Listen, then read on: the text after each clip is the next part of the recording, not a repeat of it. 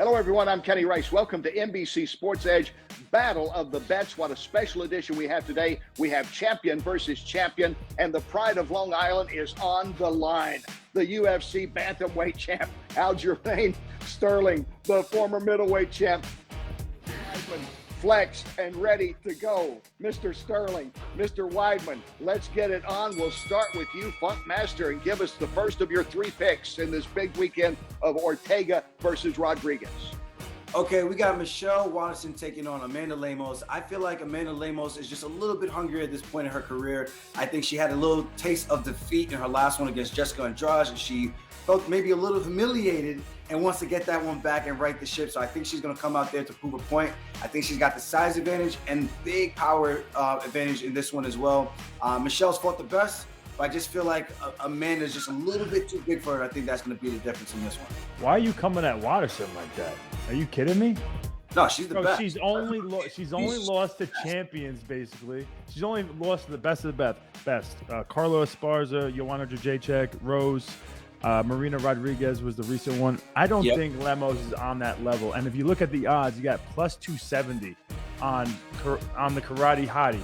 You can't beat that. I know Aljo's looking at me like you don't know what plus 270 means, but basically if you put $100 on Waterson, you went back $270. So you start adding some extra money on that.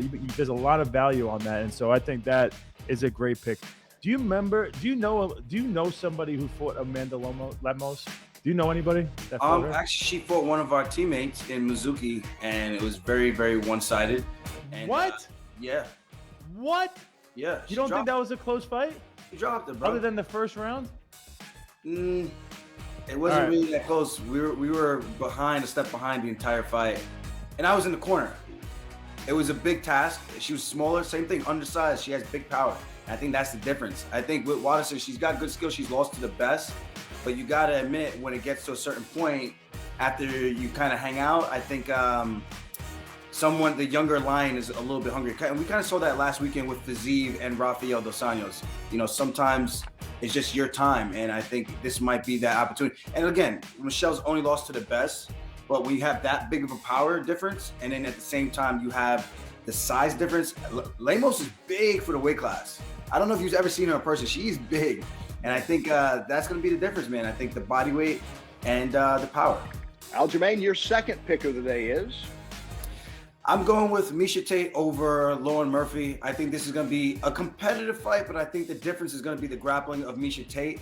I think she had some really good moments in her last one against Vieira. The difference was the setups, and I think for this one, she's worked on those things. I've seen her training, and I think she's going to be able to get it done. Lauren Murphy, she's good, but it's more well-rounded. I don't think she's a specialist in any one area, but I think if Miesha can get the fight to the ground, I think that's going to be enough for her to get it done and keep making her ascension towards a title. All right, you both are picking veteran fighters right here off the bat. Let's go with the next pick for you, Chris. All right, we're going with Rodriguez versus Ortega, but I'm not making a pick. I'm going with the prop bet. Fight does not go the distance at minus 150. Both these guys are super aggressive. You got Rodriguez, who I think is a little bit more solid on the feet with his punches and his kicks. He's aggressive on the ground, but I don't think he's as polished as Ortega. Ortega's definitely the more solid guy on the ground, but is aggressive on the feet. And I just think with that being said, there's a lot of room for error and a lot of room for these guys to capitalize. And they're both super aggressive, so we're gonna have a finish minus 150. I love that bet. All right, main event not going the distance according to Chris. All right, Funk Master, what's the next pick for you? I'm taking Shane Burgos over Charles Jourdain because he is a New Yorker at heart, and I think we only have one New Yorker on this card, so I think the powers of Long Island is going to be summoned inside of Shane Burgos to turn back Mr. Spartan Kick, Charles Jourdain. I do like Charles Jourdain. I think he's a very tough dude, very fun to watch, and he had that viral moment with the Spartan Kick in his fight at the very end of it. But I think the boxing of Shane Burgos will be enough for him to get it done. And I think Weidman's going to bandwagon off of me. Bro, this guy is the it worst. was funny. He doesn't want his New York fans to turn on him, bro, because literally I have evidence that he was choosing Jourdain to win this fight. I have it in evidence. I have it on email. He was choosing Jourdain, but then realized, oh crap, the people from Long Island are going to hate me. The only person that has any ties to Long Island that is fighting on the UFC on Long Island card is Shane Burgos. He finally realized it. He made a wise decision, but I'm calling him out. I'm not letting him get away with that. Shane Burgos is going to win because he's the better fighter, he's the better man, and he's from New York. Exactly what I said. I like that, Aljamain. The power of, what is it? The power of Long Island. Are you guys feeling the power of Long Island now, Chris, with your next pick? Oh, my next pick. All right, we're going with. Is that what you're asking me? I'm moving on. Yeah, we're going to move on. All right, Unless we're moving on. something All else right, you need to say here. this is my pick of the night. Dustin Jacoby versus Jung. Dustin Jacoby he's been in the UFC for a while. He got cut a few years back. He's made his way back in, but when he was cut, he started doing a lot of kickboxing, and he became a glory kickboxing world champion. He is a scary dude on the feet. He's very powerful, can knock people out. He's going against Jung, who is kind of a flat-footed boxer who doesn't have that much power. He's not that dangerous, but he's a tough dude. He'll stay in the fight. And Jung doesn't bring any real wrestling to the table. So I think right now? Jacoby is minus 120 favorite. I think that's a great bet. Are you reading a stat sheet right now?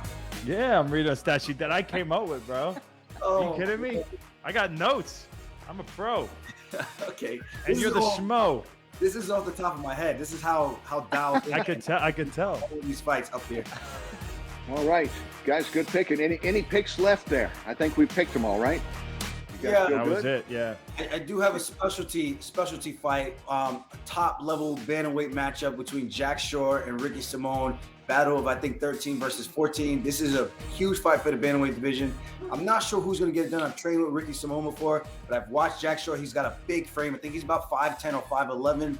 Very good once he takes the back, and he's got some decent, crisp boxing that's very basic, but fundamentally sound.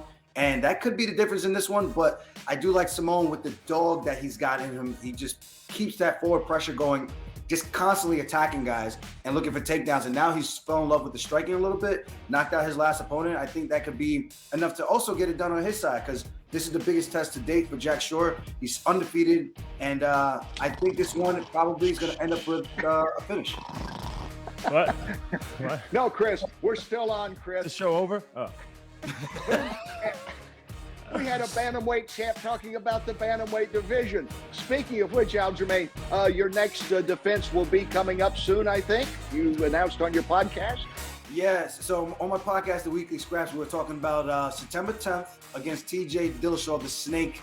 And the theme for this fight camp is going to be #SkinTheSnake, because we're looking to take his head and choke him out and put him right to sleep. That's the plan for September 10th. I don't know where it's going to be. Hopefully it's in Vegas. That's what Conor McGregor called him, right? Are you stealing his lines? No, he said he's a snake in the grass. He's a snake in the grass. That was a good one. You got to go. Very good, Conor, by the way. Chris, what does it mean? You fought before on Long Island in the UFC, and you were one of the guys that led the fight. Some of the younger people probably forget, but 5-6 years ago, nobody was fighting legally in New York. It's been something like that period. What does it mean to have another fight back out there, and especially in a brand spanking new arena like it is? Yeah, it's kind of surreal to see it just being a routine thing, another fight on Long Island as if it's normal. And people definitely forget that not too long ago, it was illegal in New York. All my fights starting out had to be in New Jersey because New York was the last state to make it legal. And so it's awesome to see it, coming there. I wish there was some Long Island guys who, are having the opportunity to fight on that card. Unfortunately, that's not the case. The guy Burgos, that's who we're going with because he got the only New York ties there are on the card. So that's going to be pretty cool to see him, do some big things that night. Aljamain, Chris, thank you for bringing the power of Long Island. Is that right? Did I steal your line there? Was it the power of Long Island? Long Island strong, baby. Long Island strong to this as we get ready for a big Island. fight. A big fight this weekend. Guys, thank you for being with us. Thanks for your picks and your insight. We'll see you again soon right here on NBC Sports Edge Battle of the Bets.